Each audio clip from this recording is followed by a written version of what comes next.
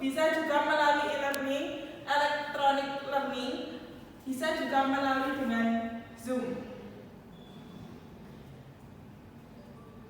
Asal mula terjadinya pembelajaran daring di Indonesia, pembelajaran daring bermula dari kebijakan pemerintah yang mewajibkan adanya social distancing karena terjadinya penyebaran virus COVID-19. Nah, untuk pencegahan dan pembatasan, maka pemerintah disambut dengan dikeluarkannya edaran Kementerian Pendidikan dan Kebudayaan Kemendikbud yang menyebutkan bahwa penyelenggaraan pembelajaran harus dilakukan secara jarak jauh, yaitu di rumah masing-masing atau yang kita kenal dengan study from home. Nah, kegiatan pembelajaran daring itu dilakukan di berbagai platform komunikasi khusus yang memungkinkan aktivitas pembelajaran selainnya di dalam kelas. Nah, yang tadi saya sebutkan, ada Google Classroom, ada Google Meet, Zoom, Edmodo, dan lain sebagainya. Melalui platform tersebut, interaksi antara pengajar dan siswa pun dapat berjalan dengan adanya materi. Selanjutnya yakni kelemahan yang akan dijelaskan oleh rekan saya.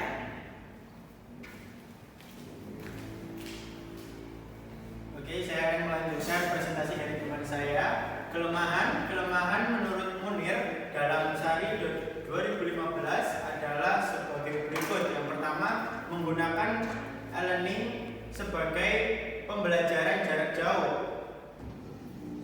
membuat peserta didik dan guru terpisah secara fisik. Yang kedua, teknologi merupakan bagian penting dari pendidikan, namun jika lebih terfokus pada aspek teknologinya dan bukan pada aspek pendidikannya, maka ada kecenderungan lebih memperhatikan aspek teknis atau aspek bisnis dan mengabaikan aspek pendidikan untuk mengubah kemampuan akademik, perilaku, sikap sosial atau keterampilan secara peserta didik. Nomor 3, proses pembelajaran cenderung ke arah pelatihan dan pendidikan yang lebih menekankan aspek pengetahuan atau psikomotor dan kurang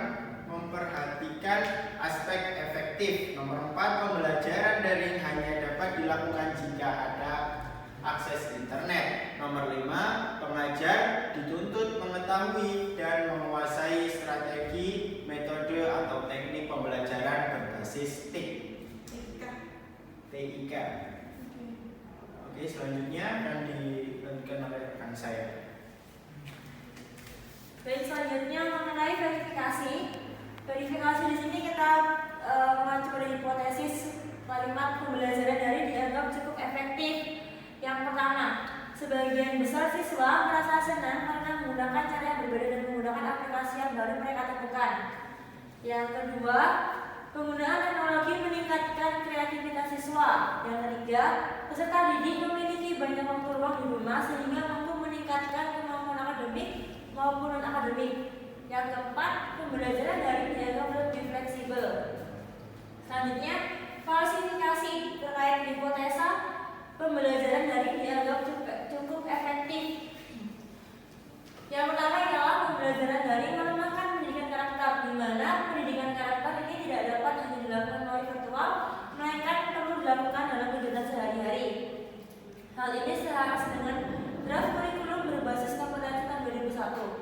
Yang nomor 2, pembelajaran daring menurunkan efektivitas dalam penyampaian tujuan pembelajaran karena minimnya interaksi antara guru dan murid. Yang ketiga, pembelajaran daring